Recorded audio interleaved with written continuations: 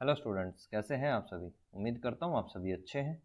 तो हमने एक हमारा चैप्टर नंबर 11 जो है वो स्टार्ट किया हुआ था। ये उसका पार्ट नंबर लास्ट होगा। इसके अंदर बेसिकली हम जो हमारे पास इक्विलिब्रियम की मेन स्टेट्स होती हैं, जिसके अंदर हम पढ़ते हैं कि आपका जो एग्रीगेट एक्सपेंडिचर जहाँ पर एग्रीगेट इनकम के इक्वल होता है, उस कंडीशन में हमारी जो जीडीपी है उसका इक्विलिब्रियम पॉइंट होता है।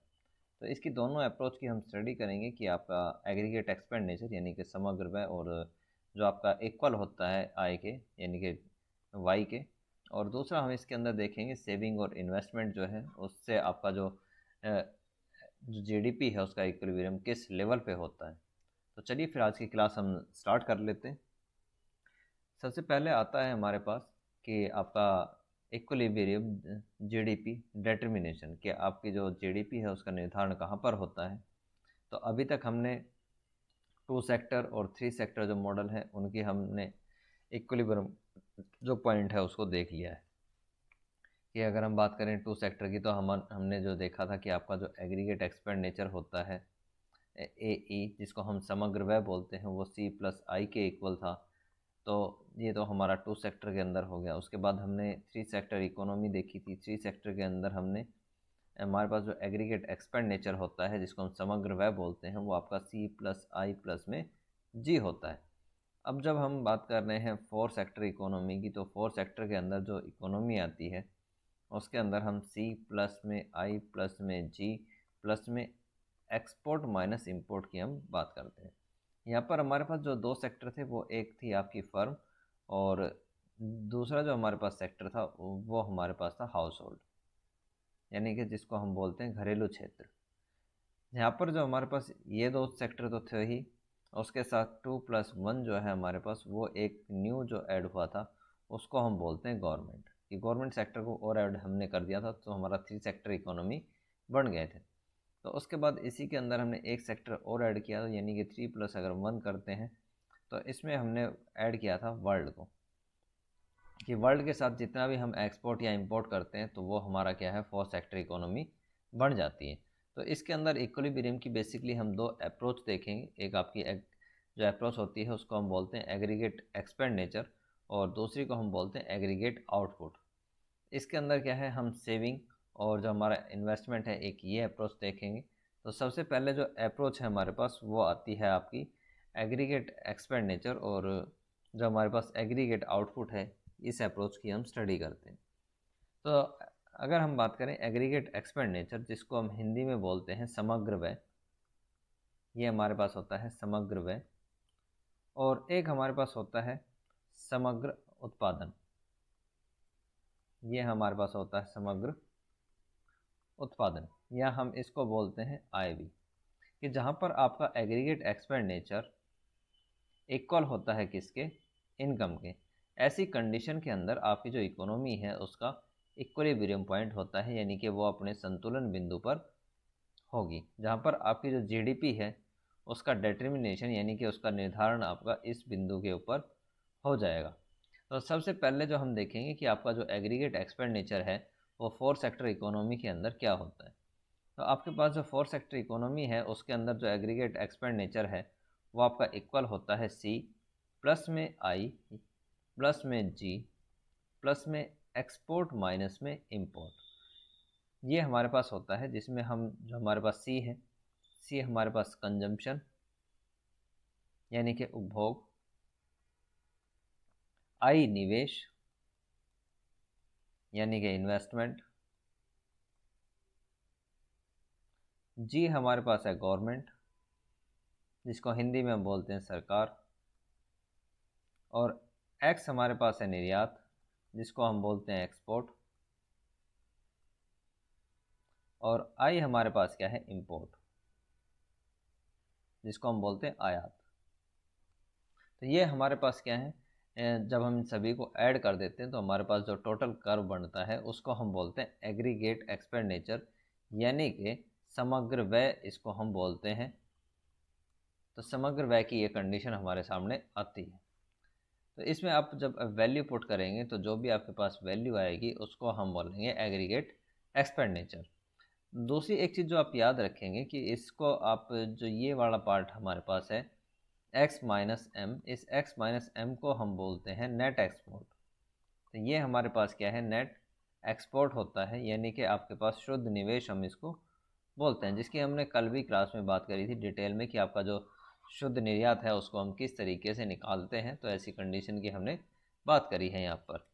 तो अब जो है हमारे पास इस एग्रीगेट एक्सपेंडिचर को हम किस तरीके से निकालते हैं उसका हम डायग्राम देख लेते हैं कि आप हमारे पास क्या है, दो एक्सिस हैं। एक हमारे पास वो एक्सिस है जिसके ऊपर रियल जो जीडीपी है हमने उसको लिया है, और एक हमारे पास वो वाई एक्सिस है जिसके ऊपर हमने एग्रीगेट एक्सपेंडिचर को, यानी कि हमने कुल जो हमारे पास समग्र व्यय होता है उसको लिया है। और ये हमारे पास क्या है, इसको हम बोलते हैं एग्रीगेट एक्सपेंडिचर लाइन, जो कि आपके सी प्लस में आई प्लस में जी और प्लस में एक्सपोर्ट माइनस इंपोर्ट है। अगर आपके मन में ये डाउट आए कि ये जो लाइन है वो हमारी ओ वाई एक्सिस से क्यों स्टार्ट हुई है, तो उसका कारण है ये जो हमारे पास कंजम्पशन है। क्यों? क्योंकि जो आपके पास कंजम्पशन है इसका फंक्शन हमने पहले भी पढ़ा है कि आपके पास अल्फ़ा प्लस में बीटा वाई के इक्वल ये फंक्शन हमारे पास होता है। तो ये हमारे पास क्या है, अल्फ़ा है।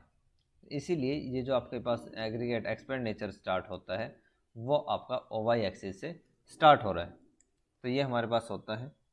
उसके बाद अगर हम बात करें कि आपकी जो एग्रीगेट एक्सपेंडिचर और जो इनकम है वो अगर एक दूसरे के इक्वल हो, यानी कि ये आपकी जहाँ पर एक दूसरे के इक्वल होती है, यानी कि आपकी आय, यानी कि आपने जितना उत्पादन करा है वो, और जो आप खर्चा कर रहे हैं यानी कि जो आपका व्यय है समग्र व्यय, वो जहाँ पर एक दूसरे के इक्वल होता है, तो ऐसी कंडीशन जो है वो आपकी शो करी जाती है इस 45 डिग्री लाइन के द्वारा, जहाँ पर आपकी जो एग्रीगेट एक्सपेंडिचर और आपकी जो इनकम है वो एक दूसरे के इक्वल है। तो ये लाइन जो है वो इक्वलिटी को शो करती है किस किस के बीच में, एक तो आपका एग्रीगेट एक्सपेंडिचर और दूसरा हम बोलते हैं एग्रीगेट आउटपुट।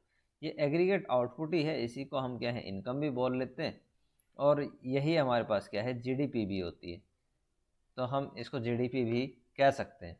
तो जहाँ पर आपका जो एग्रीगेट एक्सपेंडिचर और जो एग्रीगेट आउटपुट यानी कि समग्र उत्पादन और समग्र व्यय एक दूसरे के बराबर होते हैं, ऐसी कंडीशन को हम बोलते हैं क्या, कि ये हमारे पास ऐसी कंडीशन है जहाँ पर आपकी इनकम और एक्सपेंडिचर एक दूसरे के इक्वल है। तो इस चीज़ को अगर हम बात करें कि अगर आपको निकालना है कि आपके पास जो इनकम होती है तो आपकी इनकम किसके बराबर होती है, तो जो हमारे पास इनकम है, बेसिकली हमारी जो इनकम है वो बराबर होती है किसके, y इक्वल होता है c प्लस में s प्लस में t और प्लस में m।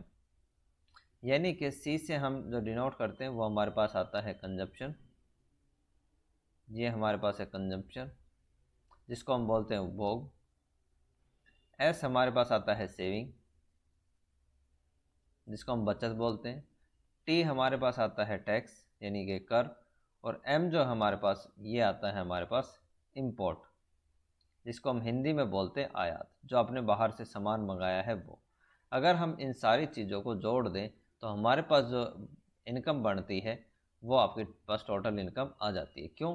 क्योंकि अगर मान लीजिए आपकी एजम्पशन हम मान के चलें कि आपकी अगर इनकम 100 रुपये है, तो इस 100 रुपये को हमने अलग अलग जो सेक्टर की इकोनॉमी है उसके अंदर हमने अलग अलग तरीके से इनको डिवाइड करा, कि एक तो हमने डिवाइड करा कंजम्पशन में, एक हमने सेविंग में डिवाइड करा था, एक टैक्स में, और अब की बार हमने एक जो न्यू ऐड करा है वो हमारे पास है इंपोर्ट। ठीक, तो इस 100 रुपीज़ में से अगर आपने 20 रुपये क्या करें, कंज्यूम करें हैं, और आपने जो है वो 30 रुपीज़ आपने सेविंग करी है, और 10 रुपीज़ का आपने टैक्स पे करा है, और 40 रुपीज़ आपने क्या है, सामान जो है आपने इंपोर्ट करा है। इंपोर्ट का मतलब है कि आपने जो आपको कुछ सामान जो है वो कंज्यूम करना था लेकिन वो इंडिया में नहीं मिलता था, तो आपने क्या करा, इस 40 रुपये का जो सामान है, 40 रुपीज़ का जो प्राइस है, उसको विदेश से यानी कि हम ये मान लेते हैं कि आपने यूएस से यानी कि अमेरिका से ये सामान मंगाया है। तो ये भी क्या है, बेसिकली आप ही की जो इनकम है उसी का पार्ट है। तो आप जब इन सभी को जोड़ते हैं C plus S plus T plus में एम, तो हमारे पास क्या है, टोटल इनकम बनती है 20 प्लस 30 50 और 60, और ये हमारे पास है 40। तो ये अगर हम इन सभी को जोड़ दें तो हमारे पास जो इनकम बनती है वो आपकी इनकम कितनी, 100 के इक्वल है। तो ये इस तरीके से हम क्या है, इनकम को निकाल सकते हैं। तो ये हमारे पास इस तरीके से आपकी जो इनकम है वो आती है। अगर हम बात करें कि अगर हम ये जो एम है इस एम को यहाँ से निकाल सकते हैं, क्यों? क्योंकि जब आप इसको एग्रीगेट एक्सपेंडिचर में ऐड करते हैं तो ये हमारे पास हम ऐड करेंगे इसमें नेट एक्सपोर्ट को। तो नेट एक्सपोर्ट को अगर हम ऐड करते हैं तो हमारे पास जो एग्रीगेट एक्सपेंडिचर कंजम्पशन है, जो एग्रीगेट एक्सपेंडिचर फंक्शन है वो हमारे पास होता है सी प्लस में आई प्लस में जी और प्लस में एक्स माइनस में एम होता है। तो ये जो हमारे पास एम है, ये जो एम है ये आपका ये इनकम वाला ही है। तो हम यहाँ से इस इनकम वाले एक्स को एम को यहाँ से हटा सकते हैं। तो हमारे पास जो बचती है वो टोटल हमारे पास ये इनकम हमारे पास बचेगी। ठीक, तो हम इसको ऐड कर लेते हैं कहाँ पर? एग्रीगेट एक्सपेंडिचर का जो हमारे पास फंक्शन है उसके अंदर।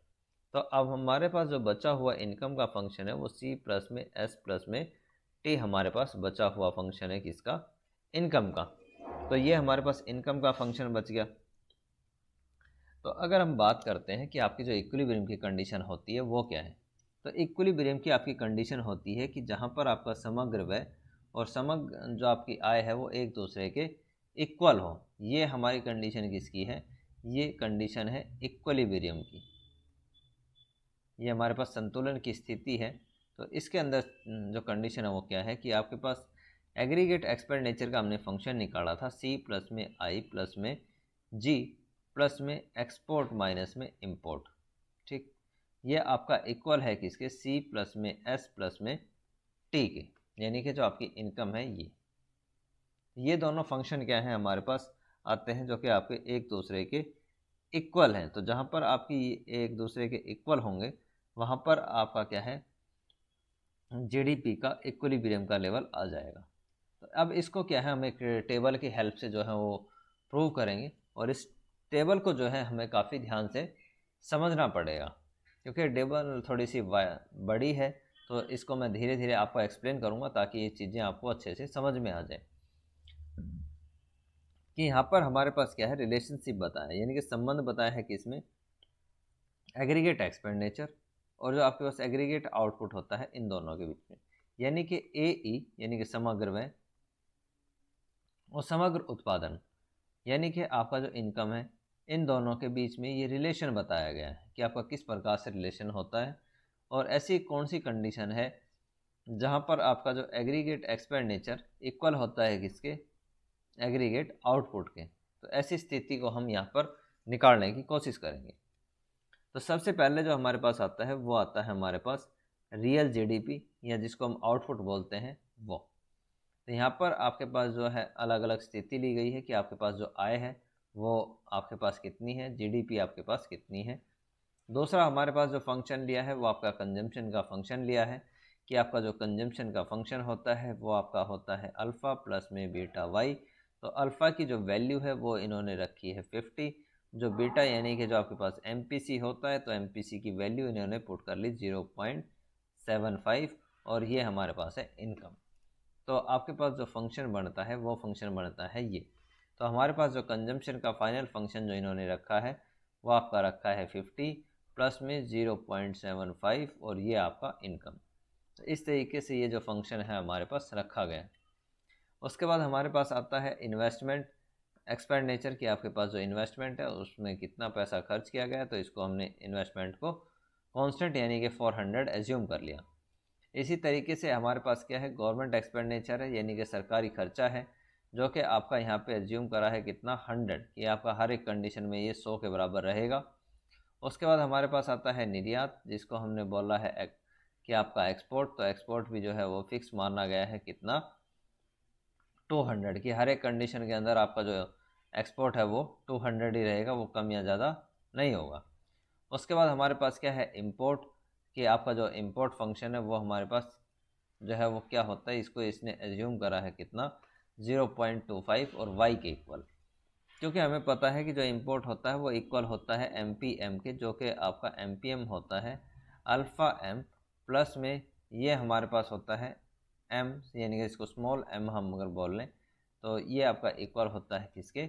वाई के। तो अगर हमें सिर्फ इंपोर्ट निकालना है यानी कि अगर हम कैपिटल जो एम है उससे डिनोट करें किसको? इंपोर्ट को, तो ये हमारे पास क्या है? इंपोर्ट है। तो अगर हमें बात करनी है इंपोर्ट की, तो हम ये मान के चलते हैं कि यहाँ पर जो आपके पास अल्फ़ा प्लस में m है उसकी वैल्यू को 0 रखा है, और जो m है इसकी वैल्यू को रखा है इन्होंने 0.25, और ये हमारे पास है y। तो ये हमारे पास y के इक्वल है, तो m की जो वैल्यू है वो आपके पास कितनी है 0.25 y के इक्वल ये हमारे पास आती है इसकी वैल्यू। तो इस तरीके से जो ये फंक्शन है ये इन्होंने बनाया है।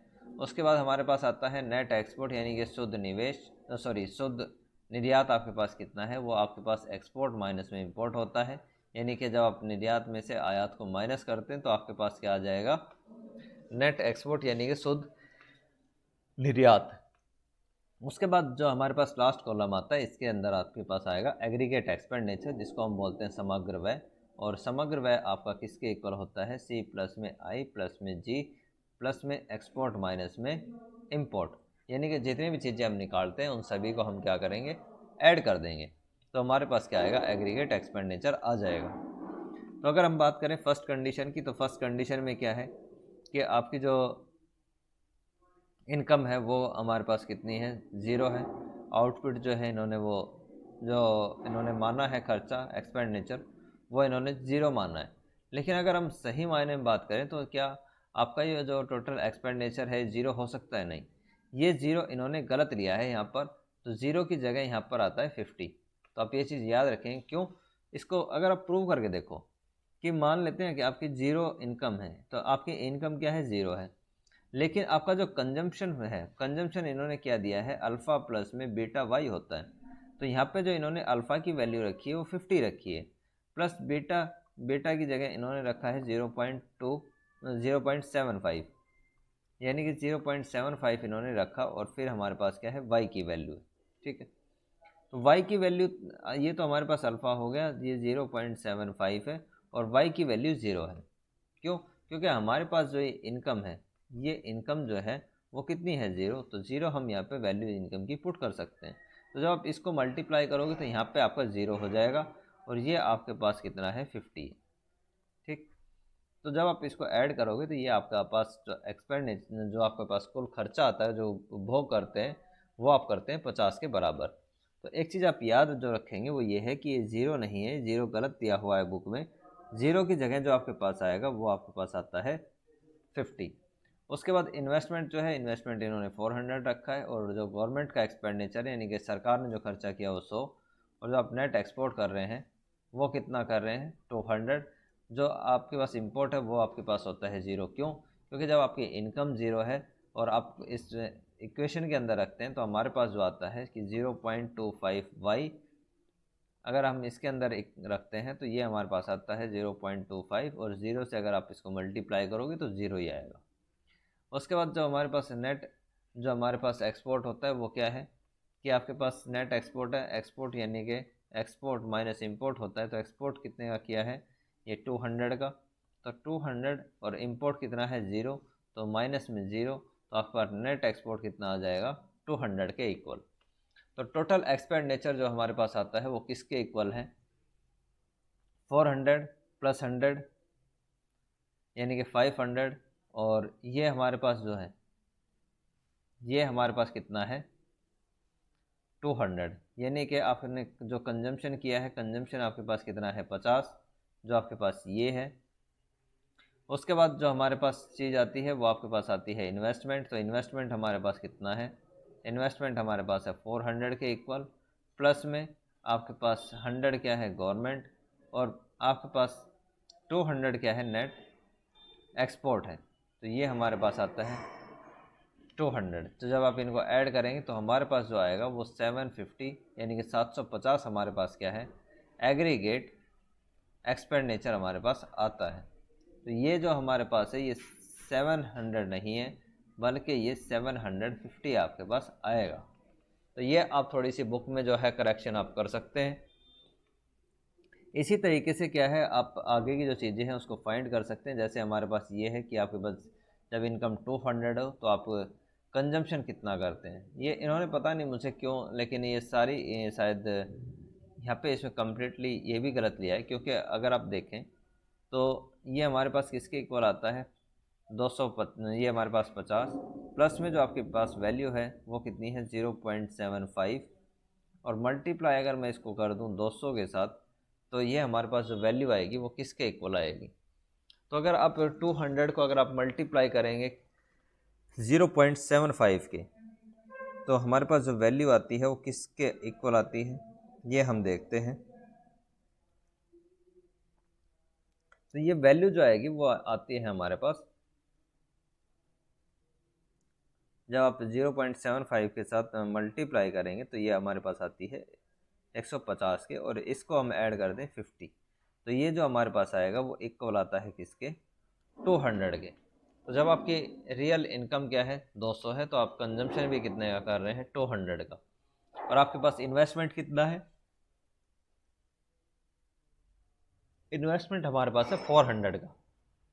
गवर्नमेंट एक्सपेंडिचर कितना है 100, एक्सपोर्ट आप कितना कर रहे हैं 100, इंपोर्ट कितना कर रहे हैं 50, तो एक्सपोर्ट माइनस इंपोर्ट, यानी कि 200 में से अगर आप 50 को घटाएंगे यहाँ पे इन दोनों में, तो हमारे पास कितना बचेगा 150।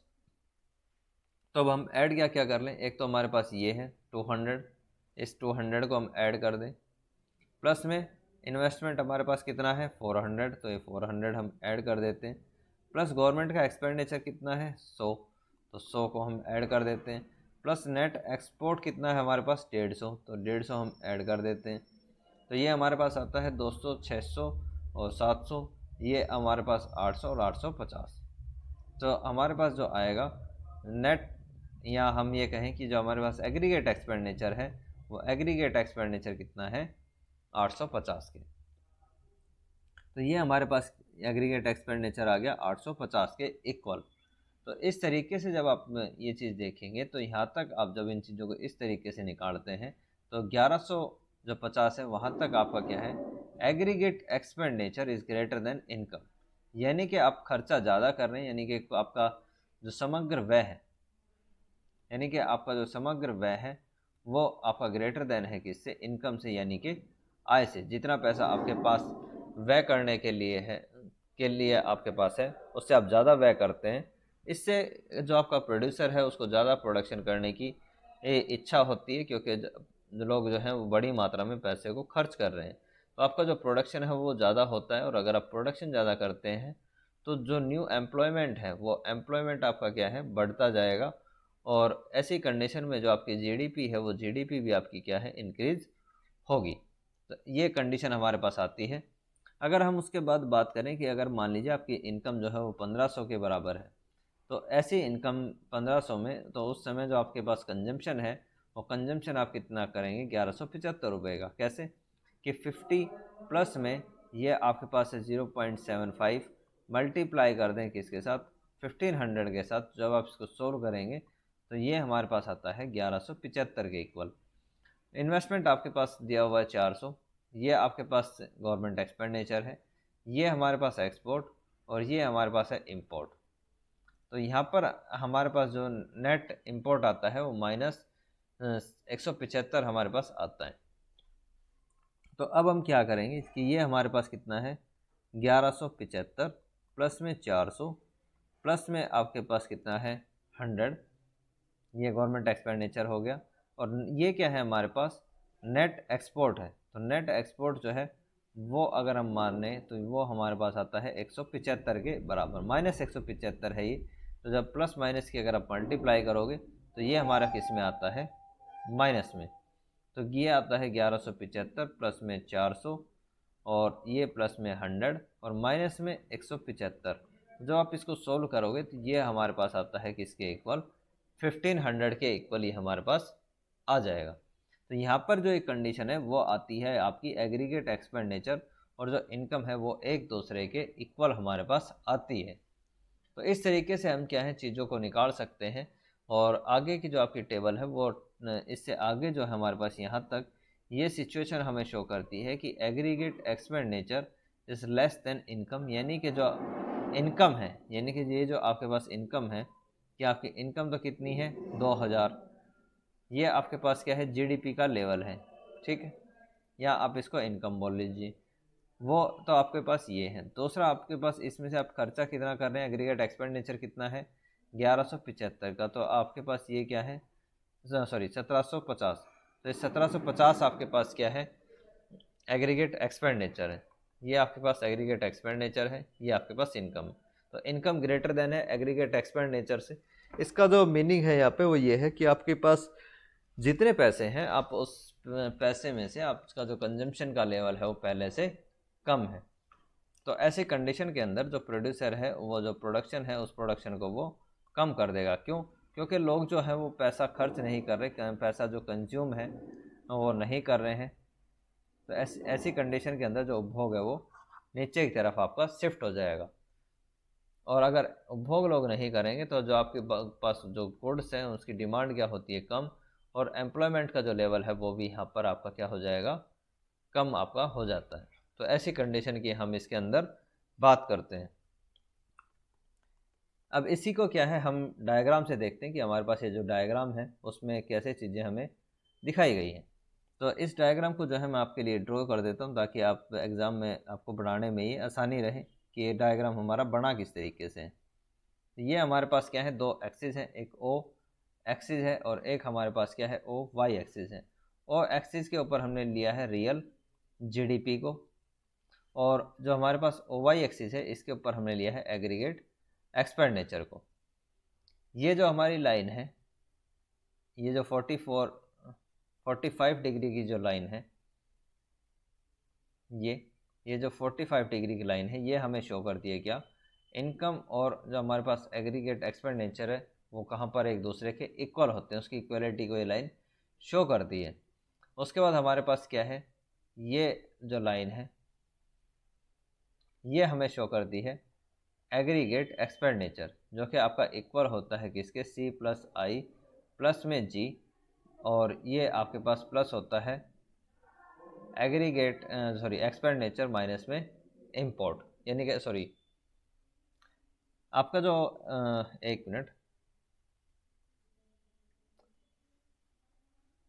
मैंने लिखा सही है लेकिन शायद बोलने में मैंने गलती कर दी, तो एक बार हम उसको करेक्ट कर लेते हैं कि आपका जो एग्रीगेट एक्सपेंडिचर होता है, यानी कि जो ये आपके पास जो लाइन आएगी एग्रीगेट एक्सपेंडिचर की, ये आपके किसके इक्वल होती है, सी प्लस में आई प्लस में जी प्लस में एक्सपोर्ट माइनस में इंपोर्ट।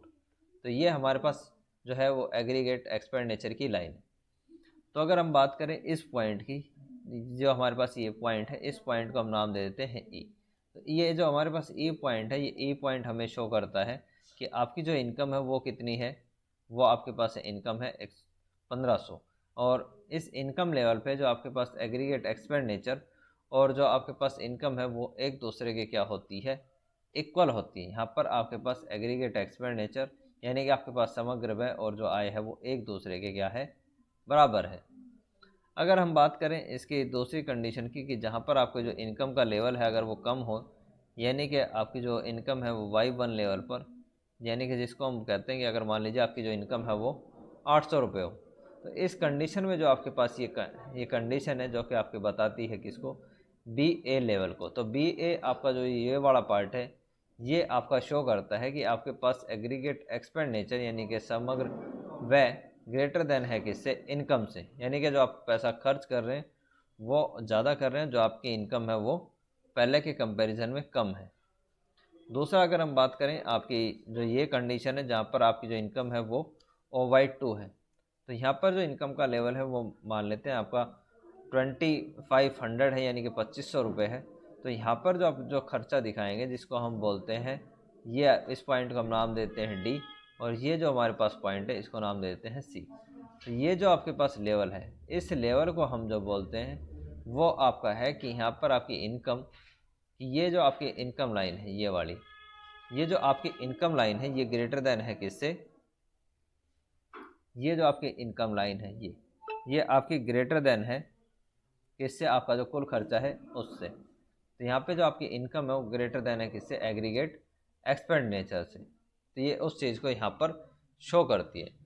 तो यहाँ पर हमें पता है कि जो आपका इक्विलिब्रियम का लेवल है वो आपका कहाँ पर होता है, जो हमारे पास ये पॉइंट ई है, इस पॉइंट ए के ऊपर आपकी जो इकोनॉमी है उसका इक्विलिब्रियम पॉइंट दिखाया गया है। अब इसको क्या है, हम एक जो इक्वेशन है उस इक्वेशन से भी हम चीज़ों को प्रूव कर सकते हैं कि आपको अगर चीज़ें इक्वेशन दी हुई हो तो आप कैसे उससे एक फार्मूला बना सकते हैं। तो हम यहाँ पे जो एक इक्वेशन एस्टिमेशन देख लें कि अगर आपको एग्ज़ाम में अगर ये समझ में आती है तो आप बना दें, अदरवाइज़ आप इक्वेशन को स्किप कर सकते हैं, तो आपको रटने की जो ज़रूरत है वो नहीं पड़ेगी। तो अगर आपको ये समझ में आती है तो वैसे तो आपको समझ में आ जाएगी, लेकिन अगर फिर भी आपको प्रॉब्लम होती है तो आप एग्ज़ाम में इस चीज़ को स्किप कर सकते हैं। तो अगर बात करता हूँ मैं यहाँ पर किसकी, कि आपके पास जो एग्रीगेट एक्सपेंडिचर होता है वो किसके इक्वल होता है, वो आपके पास इक्वल होता है सी प्लस में आई प्लस में जी प्लस में ये आपके पास एक्सपोर्ट होता है और ये हमारे पास इंपोर्ट होता है। उसके बाद एक हमारे पास जो फंक्शन दिया होता है वो आपके पास कंजम्पशन का है, कि आपके पास अल्फ़ा प्लस में बीटा वाई के इक्वल ये हमारे पास कंजम्पशन फंक्शन होता है। और जो ये वाई है, अगर हम इस वाई की भी बात करें तो ये वाई जो हमारे पास ये एक्चुअल में वाई डी होता है। ये वाई डी जो हमारे पास है इसको हम बोलते हैं डिस्पोजेबल इनकम, यानी कि वो आय जिसको आप अपनी मर्जी से खर्च कर सकते हैं, यानी खर्च करने योग्य आय। तो ये हमारे पास कैसे निकलती है, अगर हम y में से t को माइनस कर दें तो ये इक्वल होता है किसके, वाई डी के। तो आप इस चीज़ को यहाँ पर क्या है नोट करके याद रखेंगे कि जो हमारे पास ये जो वाई डी है, ये वाई डी हमारे पास क्या है, डिस्पोजेबल इनकम होती है, जबकि अगर हम इनकम में से टैक्स को माइनस कर दें तब ये हमारे पास बचती है। उसके बाद हमारे पास जो है इन्वेस्टमेंट है, जिसको हम बोलते हैं कि ये हमारे पास आई ज़ीरो के इक्वल है, जिसको हम बोलेंगे कि ये हमारे पास क्या है, ऑटोनोमस। ये हमारे पास क्या है, ऑटोनोमस इन्वेस्टमेंट है, इन्वेस्टमेंट, यानी कि ये हमारे पास क्या है, स्वायत्त निवेश है। उसके बाद हमारे पास क्या है, जी है, जिसको हम बोलेंगे जी ओ। तो ये हमारे पास क्या है, ऑटोनोमस, ये हमारे पास ऑटोनोमस गवर्नमेंट एक्सपेंडिचर है, जिसको हम बोलते हैं स्वायत्त सरकारी व्यय। उसके बाद हमारे पास क्या है, एक्सपोर्ट, और इसको हम मानते हैं, ये भी हमारे पास एक्सपोर्ट ओ है, जिसको हम बोलते हैं ऑटोनोमस एक्सपोर्ट। उसके बाद एक हमारे पास क्या है, इंपोर्ट है, और ये जो आपका इंपोर्ट है वो हमारे पास किसके इक्वल होता है, ए एम प्लस में एम वाई, यानी कि ये जो हमारे पास ए एम है इसको हमें पता है कि क्या कहते हैं, ये हमारे पास होता है ऑटोनोमस, ये हमारे पास ऑटोनोमस इंपोर्ट होता है, यानी कि स्वायत्त आयात।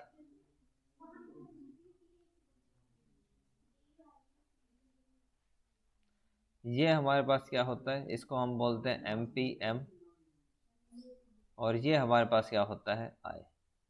ये जब हमारे पास सारी वैल्यू दी हुई हो तो हम इक्विलिब्रियम की कंडीशन निकालते हैं, और हमें पता है कि इक्विलिब्रियम की कंडीशन कहाँ पर होती है, इक्विलिब्रियम की कंडीशन आपकी होती है जहाँ पर आपके पास एग्रीगेट एक्सपेंडिचर इक्वल होता है किसके, इनकम के।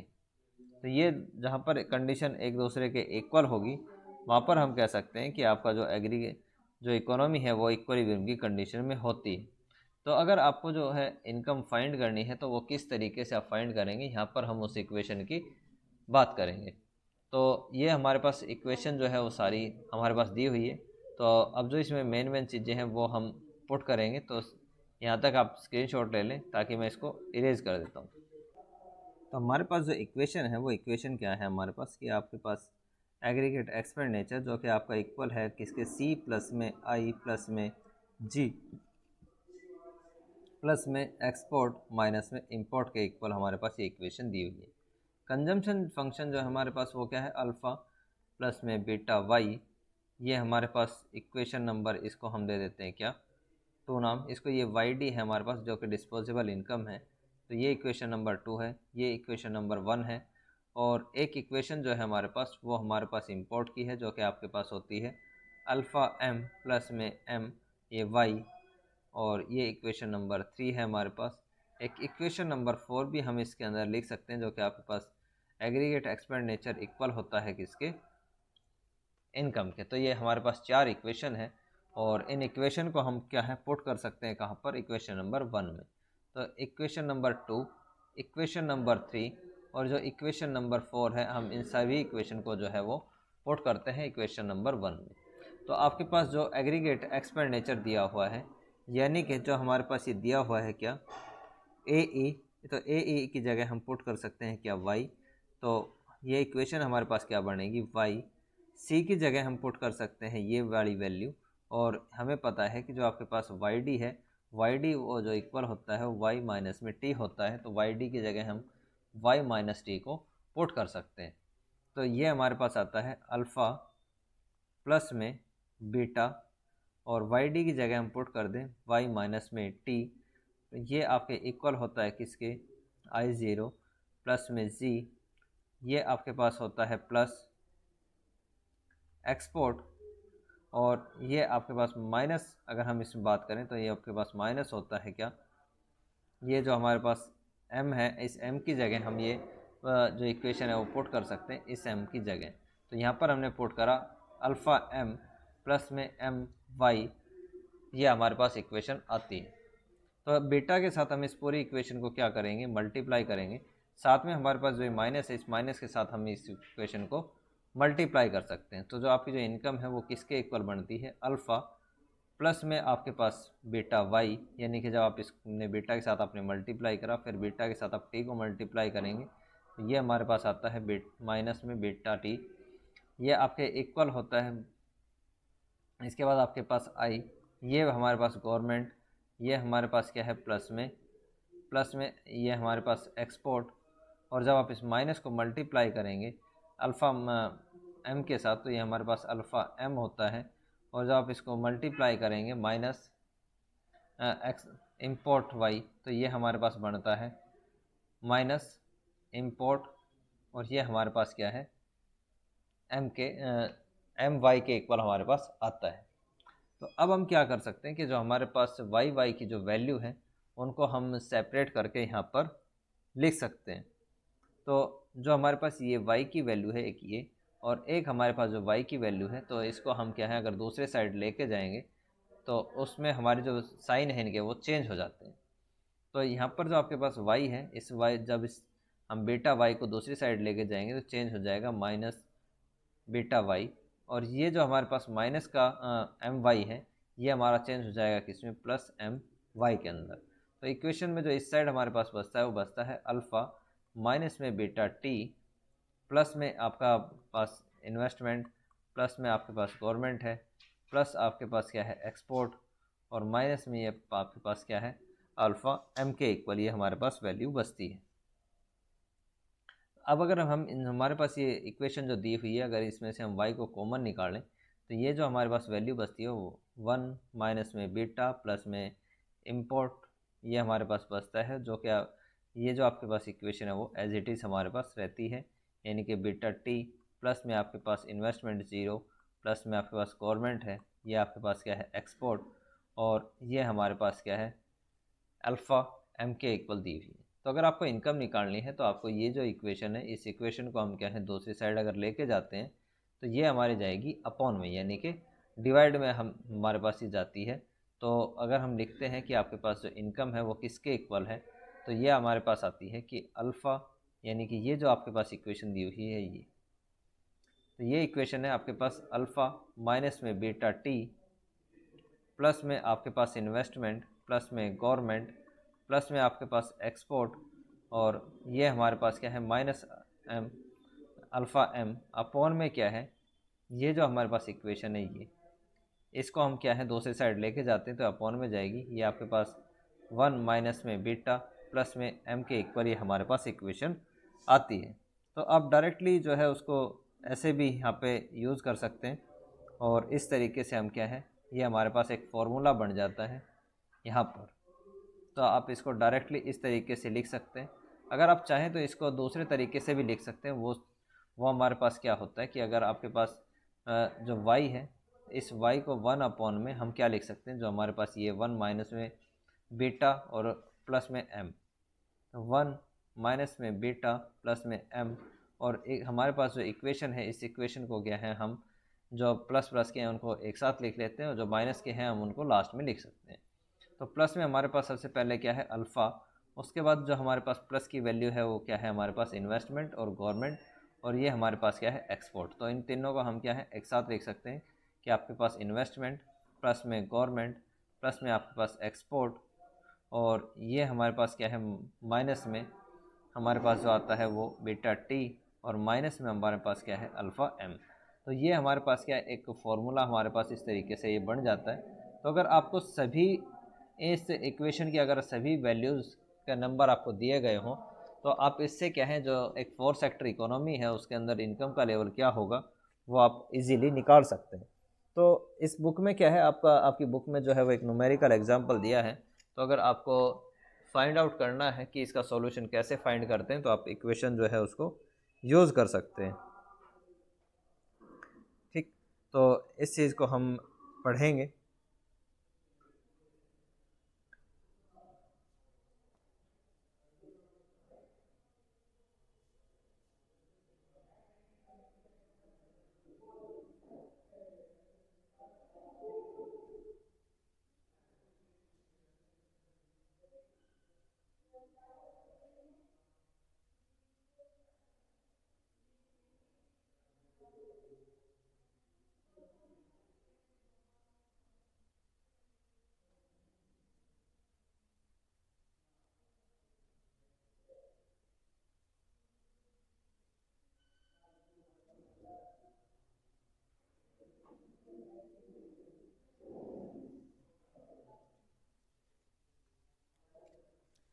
नेक्स्ट जो हमारे पास आता है वो आपके पास आता है सेविंग, जिसको हम बोलते हैं लीकेज, और जो आपके पास इन्वेस्टमेंट जिसको हम इंजेक्शन बोलते हैं।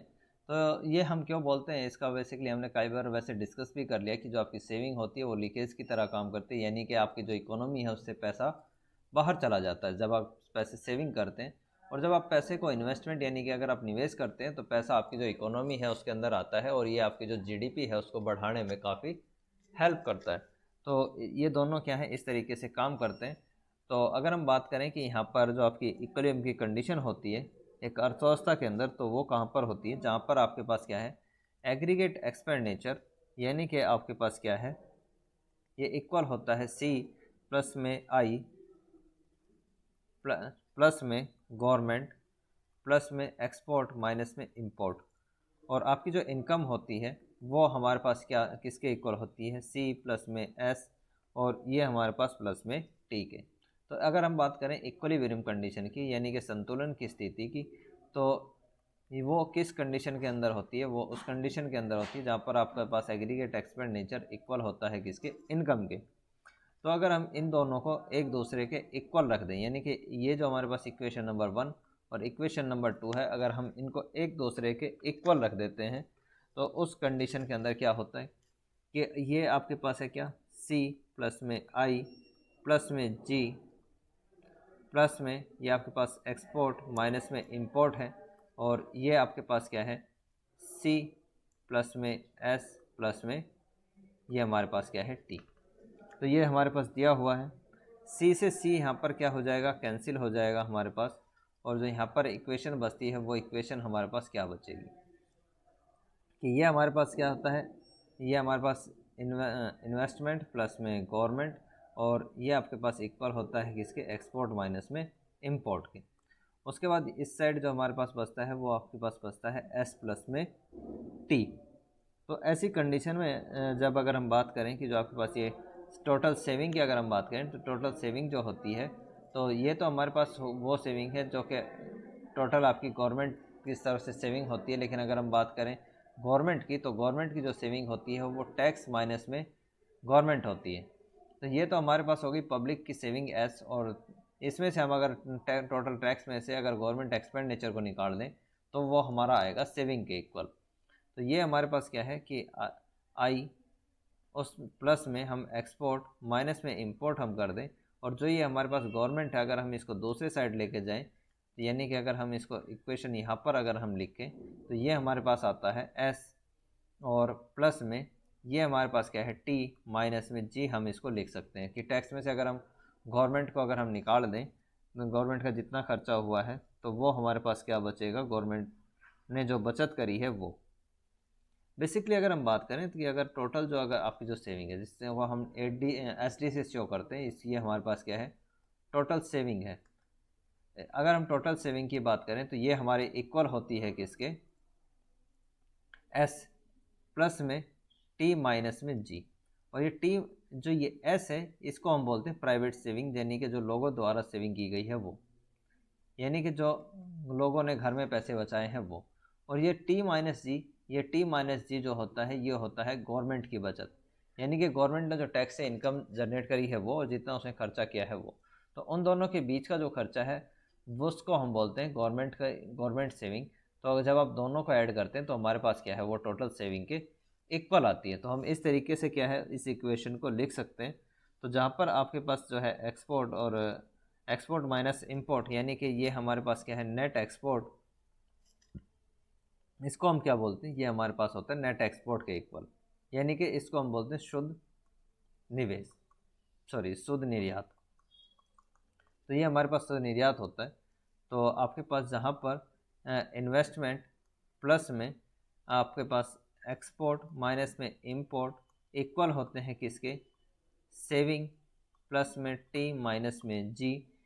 तो ऐसी कंडीशन के अंदर हम कह सकते हैं कि जो आपकी इकोनॉमी है वो इक्विलिब्रियम की कंडीशन के अंदर होती है। इसी को क्या है इस टेबल की जो हेल्प से दिखाया गया है, और इस टेबल को जो है अगर आप समझना चाहें तो इसको हम समझ भी सकते हैं, लेकिन अगर इसको थोड़ा सा समझना आपके लिए काफ़ी डिफ़िकल्ट रहेगा, क्योंकि इसमें वैसे डिफ़िकल्ट जैसी कोई बात नहीं है। तो कल अगर आप क्लास होगी तो उस क्लास के अंदर हम इस चीज़ को डिस्कस कर लेंगे। फ़िलहाल जो है हम इसका जो डायग्राम है वो हमारे लिए क्या है आसान रहेगा उसको समझना, तो हम वो समझ लेते हैं कि आपके पास क्या है इस एक डायग्राम से आपकी जो इक्विलिब्रियम की कंडीशन है उसको दिखाया गया है कि जो आपके पास इक्वेशन, जो आपके पास ये डायग्राम फर्स्ट है, इसके अंदर हमें दिखाया गया है कि जो आपके पास रियल GDP लेवल है और ये हमारे पास क्या है एग्रीगेट एक्सपेंडिचर है।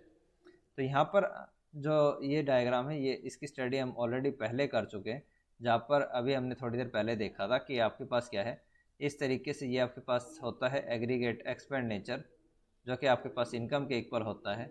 और ये हमारे पास एग्रीगेट एक्सपेंडिचर की लाइन है जो कि आपके इक्वल होती है C प्लस में I प्लस में G प्लस में एक्सपोर्ट माइनस में इंपोर्ट के, ठीक।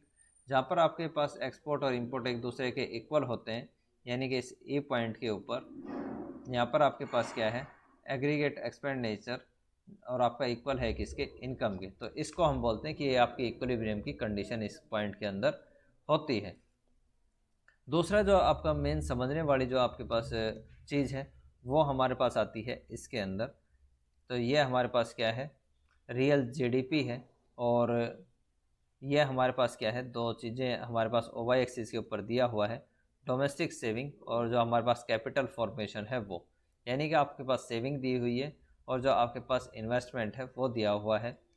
तो यहाँ पर क्या है दो चीज़ें हमारे लिए जो शो की गई हैं वो जो हम इस डायग्राम से देख लेंगे, ताकि हमारे लिए इसको समझना जो है वो आसान रहे। तो ये डायग्राम हमारा कुछ इस तरीके से, जहाँ पर ये O एक्सिस है, इस O एक्सिस के ऊपर जो है वो रियल GDP को लिया गया है, और यहाँ पर हमारे पास जो है वो डोमेस्टिक, ये हमारे पास क्या है डोमेस्टिक सेविंग है, और नीचे जो हमारे पास इसके अंदर और लिया गया है उसको हम बोलते हैं टोटल कैपिटल फॉर्मेशन, यानी कि कुल पूंजी निर्माण को हम हमारे पास यहाँ पे लिया गया है। यानी कि अगर शॉर्ट में हम बोल लें तो इसको ये आपके पास क्या है इन्वेस्टमेंट लिया गया है, इसको आप यहाँ और इन्वेस्टमेंट करके भी लिख सकते हैं इस तरीके से, ठीक। तो ये आपके पास क्या है इस तरीके से आपका ये इन्वेस्टमेंट दिखाया गया है कि ये आपके पास इन्वेस्टमेंट होता है जो कि आपका इक्वल होता है किसके आई प्लस में एक्सपोर्ट माइनस में इंपोर्ट, जो हमने अभी पीछे जो इक्वेशन है उसको फाइंड किया था। और ये हमारे पास क्या है सेविंग का फंक्शन होता है कुछ इस तरीके से, जो कि आपके पास SD यानी कि जो आपके पास टोटल सेविंग होती है वो आपकी इक्वल होती है SD के, जहाँ पर ये आपके पास S प्लस में T माइनस में G के इक्वल ये होती है। और ये क्यों होती है इसकी अभी मैंने थोड़ी देर पहले आपके साथ डिस्कशन किया था। तो जहाँ पर आपके ये E पॉइंट के ऊपर एक दूसरे को इंटरसेक्ट करेंगे, इस E1 पॉइंट के ऊपर, वहाँ पर आपकी क्या है GDP का डिटर्मिनेशन हो जाता है कि ये आपके पास Y लेवल पे क्या है आपकी GDP का लेवल है। यहाँ पर आपकी इस पॉइंट के ऊपर आपके पास क्या है, इन्वेस्टमेंट और जो सेविंग है वो एक दूसरे के क्या है, इक्वल है। तो आपकी इस पॉइंट के ऊपर क्या है, जो इकोनॉमी है उसमें इक्वलिब्रियम की कंडीशन आपकी आती है। तो अगर हम बात करें इसकी दूसरी कंडीशन की, तो वो हमारे पास क्या है कि अगर आपकी जो इनकम है अगर वो Y1 हो, यानी कि अगर आपकी जो इनकम है अगर Y1 है, तो उस कंडीशन में क्या है, आपका जो इन्वेस्टमेंट है, यानी कि अगर हम इस पॉइंट की बात करें तो यहाँ पे आपका जो इन्वेस्टमेंट है वो ग्रेटर देन है किससे, सेविंग से। तो लोग जो है वो ज़्यादा पैसा मार्केट के अंदर पैसा खर्च करना पसंद करेंगे। क्यों? क्योंकि यहाँ पर आपका जो इन्वेस्टमेंट है वो ज़्यादा है, सेविंग आपकी कम है, तो प्रॉफिट के जो चांसेस है वो ज़्यादा होते हैं। दूसरा, अगर हम इस कंडीशन की बात करें तो ये हमारे पास क्या है, ये हमारे पास Y2 लेवल है, जो कि आपकी अगर हम बात करें इस कंडीशन की, तो यहाँ पे आपकी जो सेविंग है वो ग्रेटर देन है किससे, इन्वेस्टमेंट से, कि लोग पैसा जो है वो ज़्यादा बचा रहे हैं और आप जो इन्वेस्टमेंट है वो कम कर रहे हैं। तो इस तरीके से हम इसको फाइंड कर सकते हैं। तो ये था हमारा चैप्टर। इस चैप्टर के अंदर ये चीज़ें हमने पढ़ी, तो ये चीज़ें हमारे लिए क्या है, मोस्ट इम्पोर्टेंट है। तो ये चैप्टर आपका यहीं पर ख़त्म होता है। तो नेक्स्ट चैप्टर के अंदर हम आपसे मिलते हैं, तब तक के लिए आपकी क्लास यहीं तक। तो अब आपसे नेक्स्ट क्लास में मिलेंगे, तब तक के लिए all the best, have a nice day.